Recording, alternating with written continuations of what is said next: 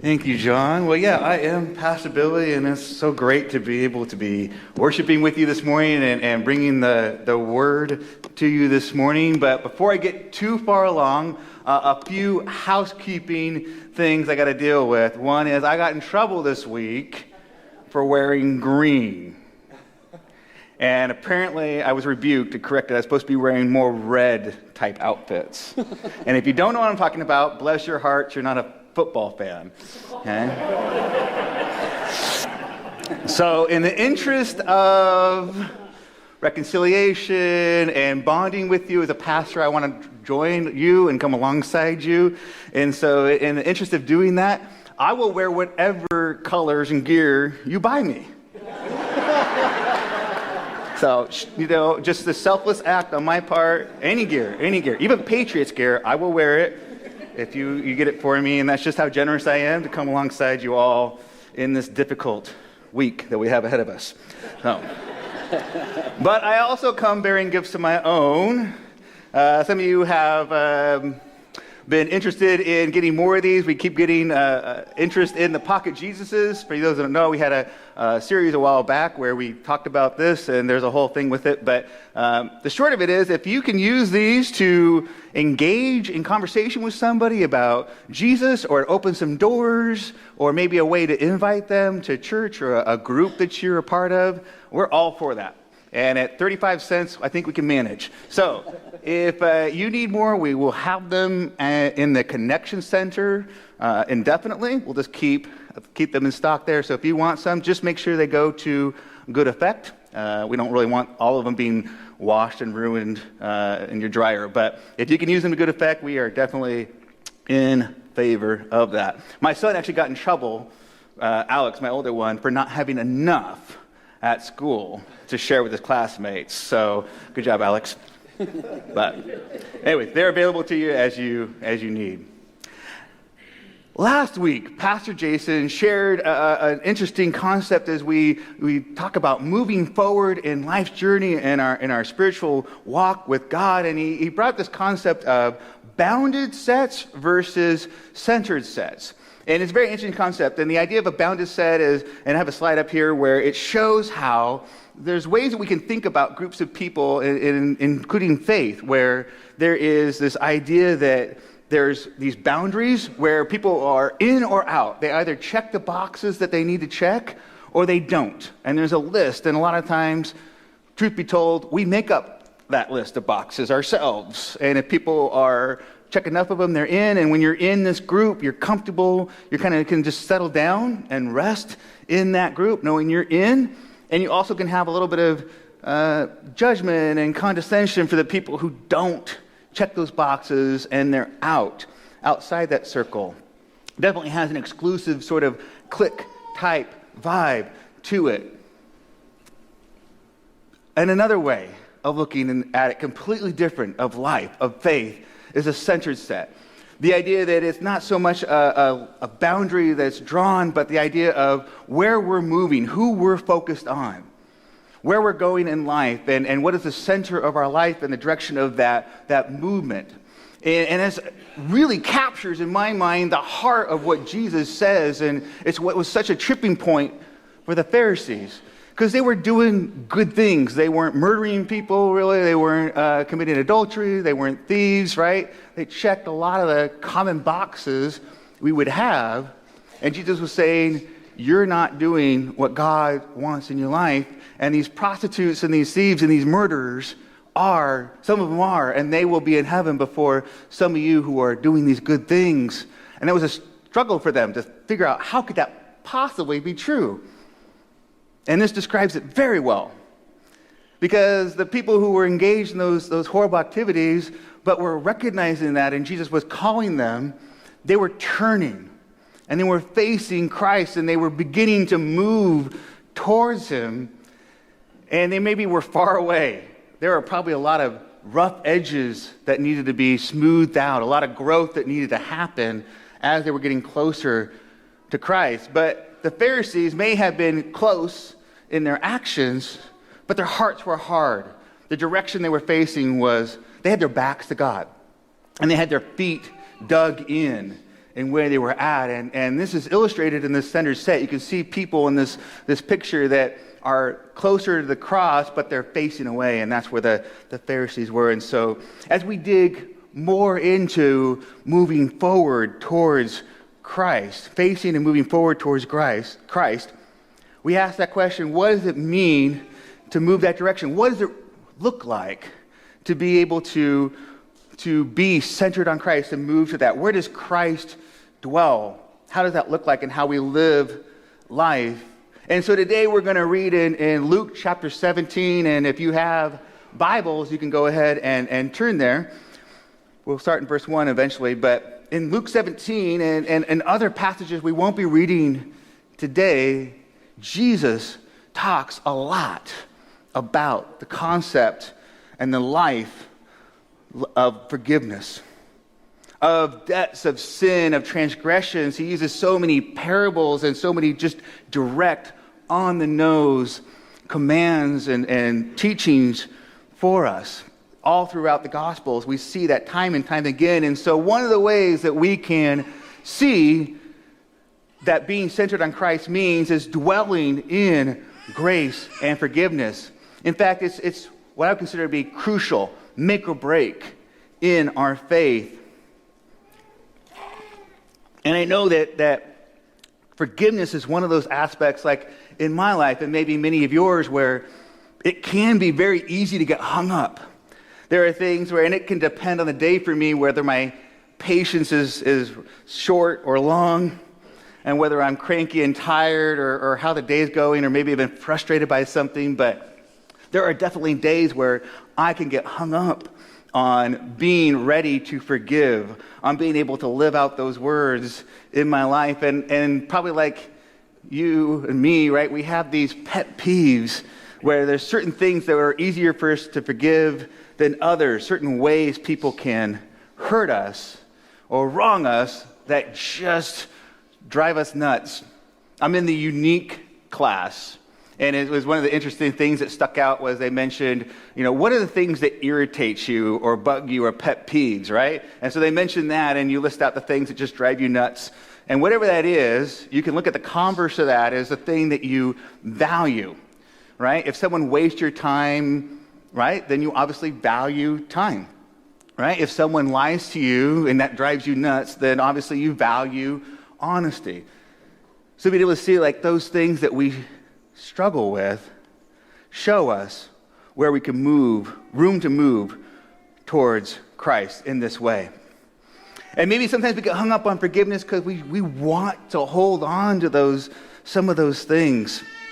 And maybe we struggle in those ways too. And I know for some of you here this morning, and we'll dig a little deeper into this, but I know for some of you that there are wrongs that you've experienced that are more severe.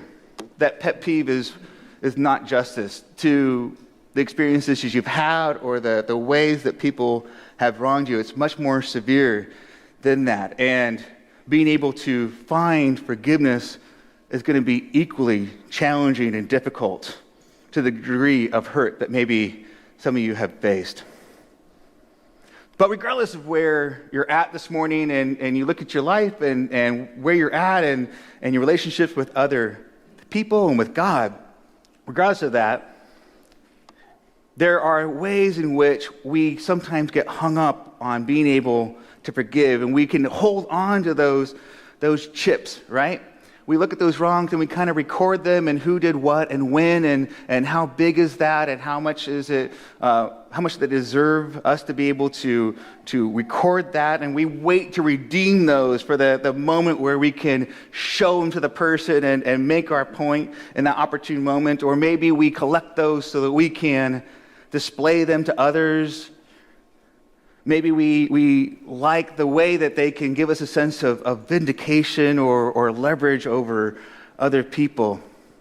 Those are ways sometimes that we just work in broken relationships and brokenness, that it happens. We rarely get the chance to redeem those, but regardless, holding on to those is never healthy. And we carry those bag of chips around with us, and eventually the problem is that those chips, they weigh us down and they turn into bricks.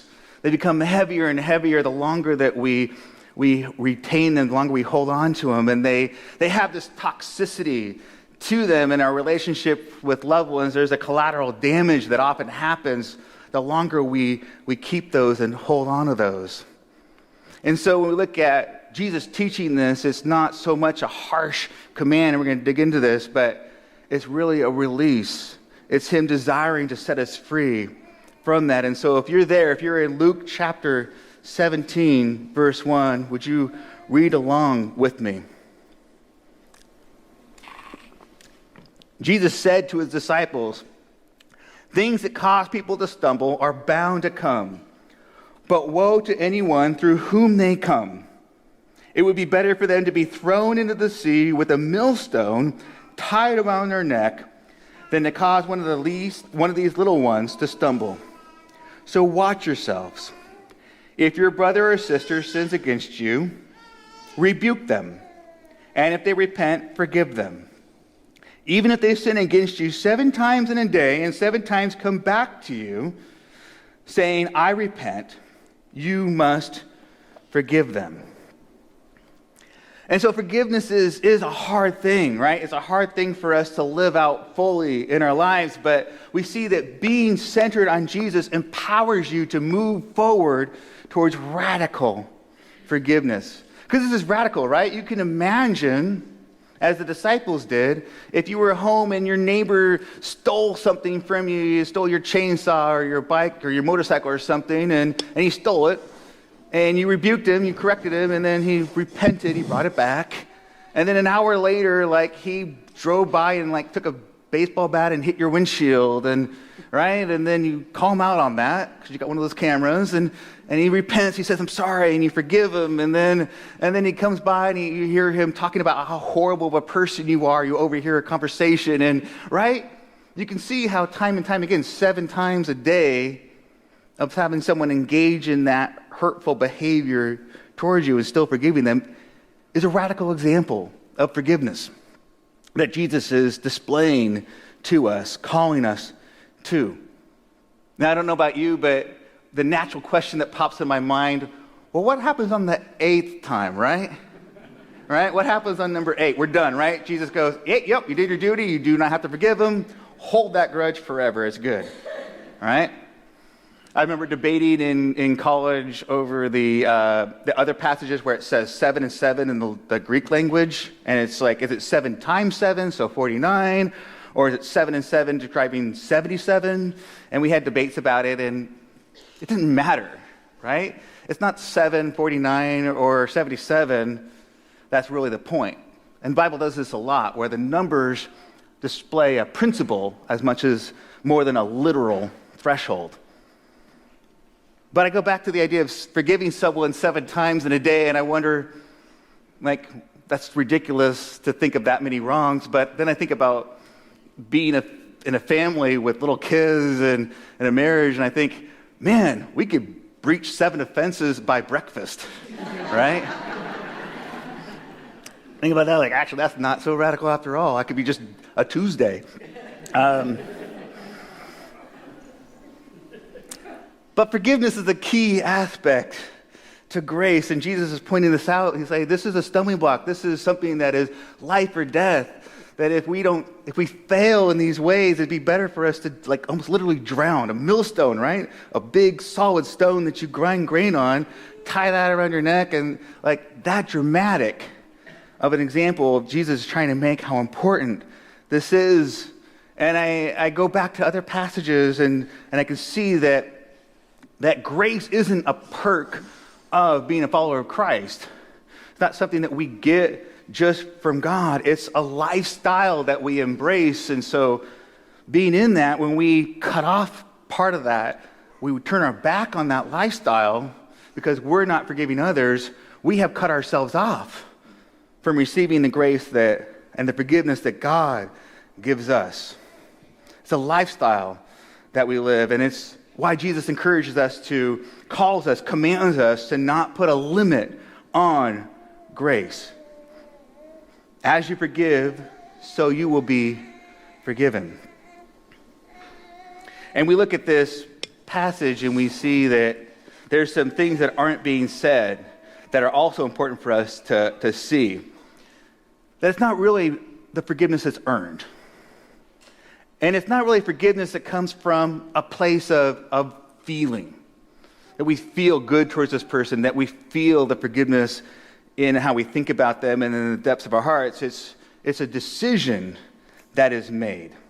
It's a decision that's made because we recognize the work of Christ in our lives, and we're called to that. It's something that we choose to do. And the other things may come later. The feelings and the reconciliation of those things may come later. But it's that initial act of deciding to embrace the lifestyle of grace and forgiveness that leads us there. I want to challenge you. You guys have seen my great graphics design sense here, and I have a graphic up here that I want to put up here to challenge you. I may be half deaf, but I have pretty good vision, all right?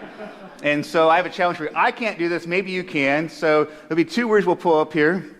And I want you to be able to focus on both simultaneously so the letters are perfectly clear in the same moment. You can't do it, can you? You can't. Even like if I do it right here, right? Even if you're further away where the angle is lesser, your eye just goes back and forth, right? You can hold it you can know the other word's there and you can kind of see it, but it's a little fuzzy. And the closer you are, like it's even fuzzier, but you can't really zoom in and focus on two things simultaneously. And this is what Jesus is telling us. It's not a harsh command. It's a recognition of the reality that we can't hold those grudges in our focus and be focusing on Christ at the same time. Our movement and our centeredness will be on the one thing. And definitely, this is the big one, being able to participate in grace and forgiveness can be make or break in our ability to really embrace a life, a saving life with Jesus. And so that's why I think of this so seriously, and that's why we look at that. We have to choose our center point, our focus point in this. We can't go back and forth between the two because it robs us of that movement. We aren't capable to do it. In Luke 17, verse 5, the disciples hear this radical call to forgiveness, right? 7 times a day from the same person. And they cry out to Jesus. They say, Lord, increase our faith. And I actually love that. I love that because they recognize the deficit in their life. They realize they recognize the reality of what Jesus is calling them to and their inability to be able to achieve that, to embrace that. And they cry out. I think it's admirable they do that.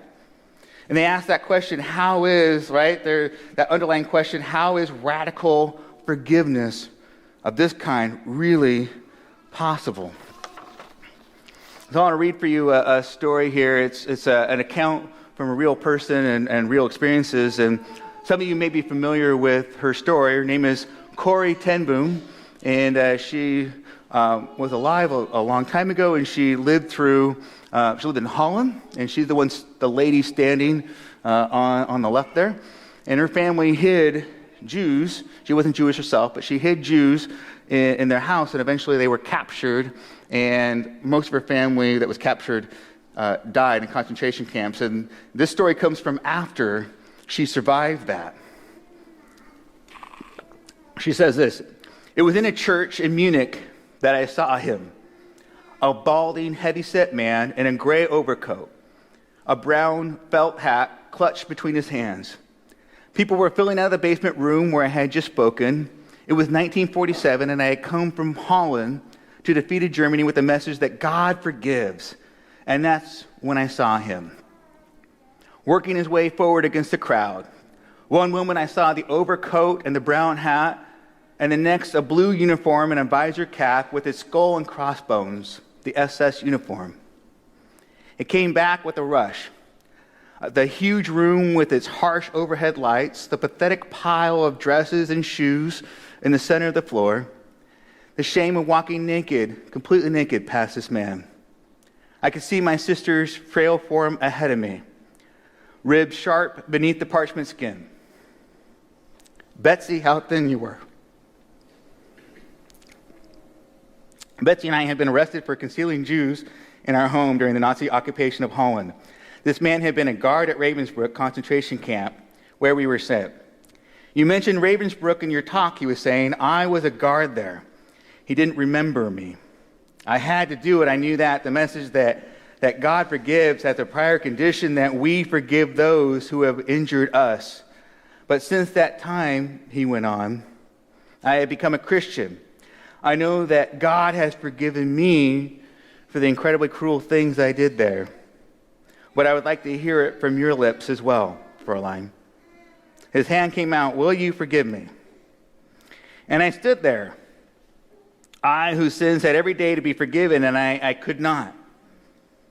Betsy had died in that place. Could he ease her slow, terrible death simply for the asking? It could not have been many seconds that he stood there, hands held out. But to me it seemed hours, as I wrestled with the most difficult thing I had ever had to do.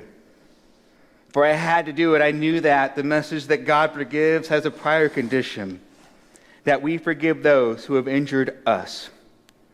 If you do not forgive men their trespasses, Jesus says, neither will your Father in heaven forgive your trespasses. And still I stood there with coldness clutching my heart. But forgiveness is not an emotion. I knew that too. Forgiveness is an act of the will, and the will can function regardless of the temperature of the heart.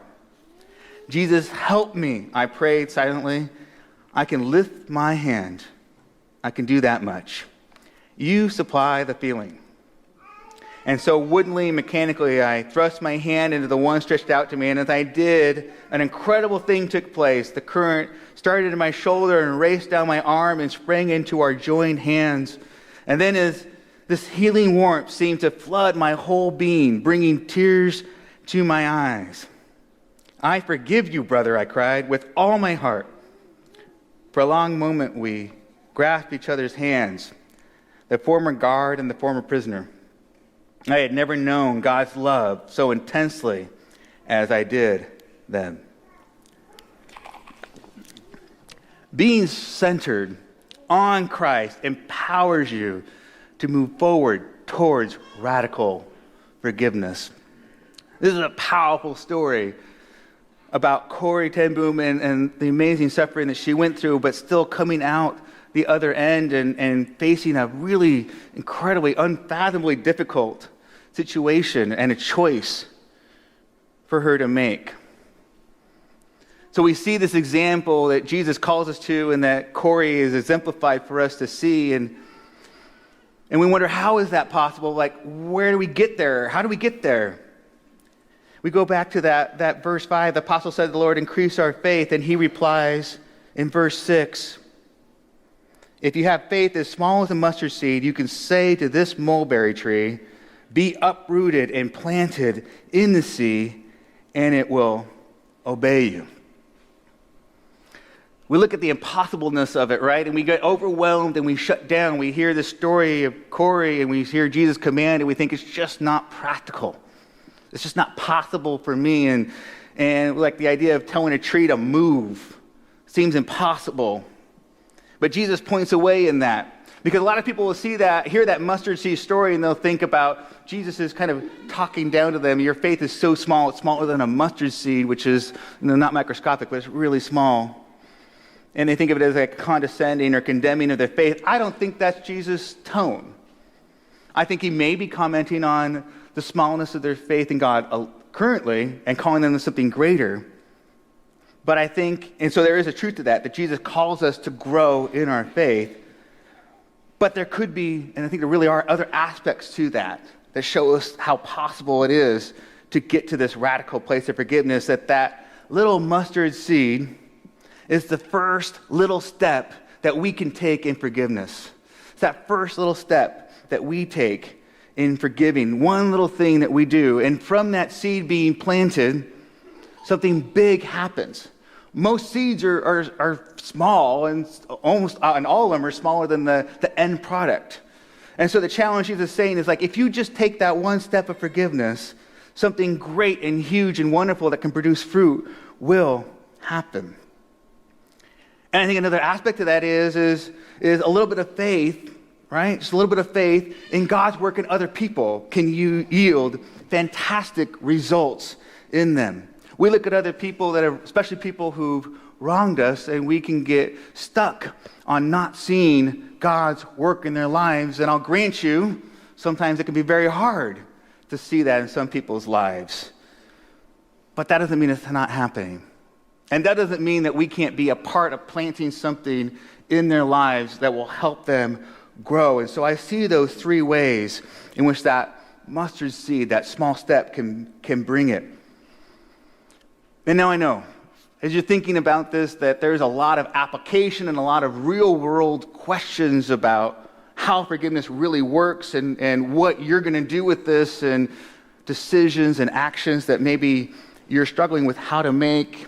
And as a pastor, like, you could spend 5 months preaching on reconciliation and repentance and correcting and forgiveness and grace. It'd be very easy to spend a whole half a year just diving into that. And we're limited today, so forgive me, I'm not going to dive into every aspect of this process. But there are a few things I want to hit just for some clarity, very, very just briefly, and that is, forgiveness doesn't mean not taking some wise steps in relationships, right? God calls us in this passage to not be a hindrance to other people forgiving, right? To not be a millstone, to be a stumbling block for that. And so there are wise steps that we can take in forgiveness process, and one of those can be boundary setting. That we can, if there are situations where relationships have been breached or damaged, that maybe one of the best ways forward is to figure out how that relationship is going to be reconfigured going forward. And healthy boundaries can definitely be a part of helping both people avoid sin in the future. That real forgiveness can happen, but there is a reality that some relationships will never quite be the same. That could be true too. That there are some things that just change the nature of that relationship, and you can have real full forgiveness and even reconciliation, but it can change the relationship. To recognize that. And to recognize that there's a way in which God calls us to be stewards of the blessings we have. That as we look at how we live life with physical things, our emotions, our time, our energy, that He calls us to use those to good effect, to be both innocent and holy, but also wise in that. And so I pray that you're able to see some of the nuance that comes into the process of forgiveness. And in walking that, I also want you to imagine what it looks like when all this comes to fruit. When we take those steps, when we're wise, when we're able to figure out ways to fully participate in forgiveness so everyone is edified going forward, to really embrace that lifestyle in grace, and we look at what that really looks like. Imagine the healing and the growth and the freedom that gives you individually, and that gives us as a church family. When I look at like Corrie ten Boom's life, and maybe I have a picture up here, but I found pictures of her later in life at retirement age, and she's happy as she goes around and she shares that. You can see the joy in her spirit, right? How do you go through the experiences that she faced and come out with this smile on your face? And I think that it's key is the forgiveness. Her ability to participate in grace allowed her to find joy that was as radical as the forgiveness that she embraced. When we're centered on Christ and we're moving forward on the path to forgiveness of others, of ourselves, we are full participants in that grace. And so I look at that and I see for some of us today, right? There might be those smaller things, those lesser things. I know Corey's this extreme story. For some of us, there are much lesser things that we face that we get hung up on. And maybe for some of us, the thing we need to hear is to be able to let those things go, to get over those things, to be able to give it to God. That the things we're holding on to are, in big perspective, kind of petty. And we need to grow in our faith to that. Maybe somebody need to hear that this morning. And I know that there's times I need to hear that. For others of you, the experiences are much more difficult and severe, and so the path to forgiveness is going to be equally difficult and challenging. And so for those of you that rings true for, I want to encourage you that, yes, Jesus calls you and empowers you to move forward towards radical forgiveness, but he's not doing it from shouting from the sidelines, but as a guide, a friend, walking alongside with you. Jesus walks with us in that. Remember, one of his last words was, Father, forgive them. In the great pain and suffering that he faced, he understands that kind of hurt. And those were his last words to be able to say to us, an example for us to set. I know it's easy for me to say these words up here, and for many of you, the steps that you might need to take are hard, and the journey might be long for you. So this morning, I am just trying to crack the door to show you some of the hope and the power of Jesus' words. And I know that as you leave this room, and whatever the Holy Spirit is working on in your heart and your life, that there might be a real place for you to reach out to other people. And maybe it's loved ones around you, or it might be people in your life that have spiritual maturity to come alongside you and to help you grow in that way. And maybe for others that there are professionally equipped people to guide you through this journey, to equip you to forgiveness and guide you through that. And I encourage you to use all of what you need to get there. The disciples cried out, Lord, give us faith. Where are we going to get that? How do we increase our faith? And some of us need to cry out to the people around us, or to find those resources to take one step, to start that journey forward. I know some of you might be struggling with fear because you've desired to forgive, but you don't feel forgiveness in your heart.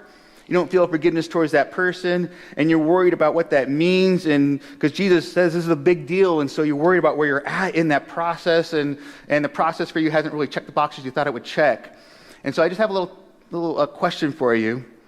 If you made that decision to let go of that wrong, if you made that decision to forgive, if you can say yes to that, then you've taken the most important step. The feelings and the reconciliation of a relationship, the restoration of a relationship, the things that you expected to happen or to feel that haven't happened yet, those may happen over time. You focus on what you have choice over and leave the others to God and the other people. I'd be remiss if I didn't say that some of you need to seek forgiveness. We read this passage a lot of times from our perspective of people wronging me and how I'm going to forgive other people, but there's a very real sense in which this passage might be encouraging some of you to reach out, to engage before the rebuke, before the correction, right? To initiate that before you're called on it and seek forgiveness. It is hard, right? It's not a pleasant part, but it is such a blessing to participate and seek that forgiveness when we're the ones that need to seek it. And the other side of that coin is some of you need to forgive yourselves. It's kind of a insidious little stumbling block that one of the things we struggle with the most is forgiving the things that we've done. We know that God forgives, right? If we really have an understanding of any kind of who God is and who Jesus is, we know that we have forgiveness for him. And I don't know about you, sometimes it's easier to accept forgiveness from other people than it is to ask forgiveness from others. But that's one of the hardest things to do, is for us to forgive ourselves. And so I encourage you to let that go to God as well, to trust God in that. Jesus calls and empowers us to move forward towards radical forgiveness. And I come back to imagining what it looks like in our relationships, in a church body, and home groups, and schools, and work, where this is really lived out. Where there's that forgiveness, where there's that culture of grace, and where we can make those mistakes, so we all fall short, and we probably will in the future. But we can be honest and transparent, and there's a healthy relationships are able to be more quickly healed and rebuilt. What does that look like? We can heal faster, love better, serve more in that. I love that picture.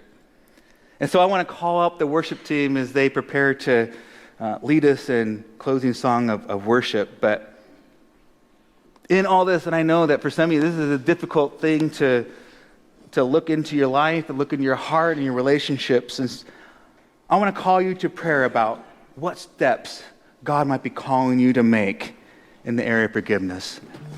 As difficult as it might be, and we heard in Corey's story, she hesitated, understandably so, and all she did in the end was put out her hand. That was her decision point that she made. And so for some of you, maybe there's just that one little step. Maybe you're stuck on one person you just can't make headways with, but there's other relationships that God is calling you to. Maybe you can't fully let go of something, but you can be open to God at work in your life. There probably is at least one step that God can work in your life through this. What are you holding on to? What grudge do we hold that we can let go of? What's the one step that you can make towards Christ? Being centered on Jesus empowers you to move forward towards this radical forgiveness. And I also want to encourage you that what ways might need to seek forgiveness from others? What ways can you encourage forgiveness in others? This is a whole culture. This isn't a one-off, one thing you do, one decision you make, and then we're done. This is really a culture, this is a lifestyle that we embrace. And in that, I want to also call up the prayer team. We have wonderful people throughout our whole church, not just the people who come up here to pray with you this morning, but our whole church to be able to have that culture of prayer and come alongside each other and to be able to be vulnerable and share. And so whatever it is going on in your life, you can come up here and pray about anything. It can be anything that you're called to come up here and come alongside and ask for prayer in your life. But specifically this morning, what step forward might you need to take?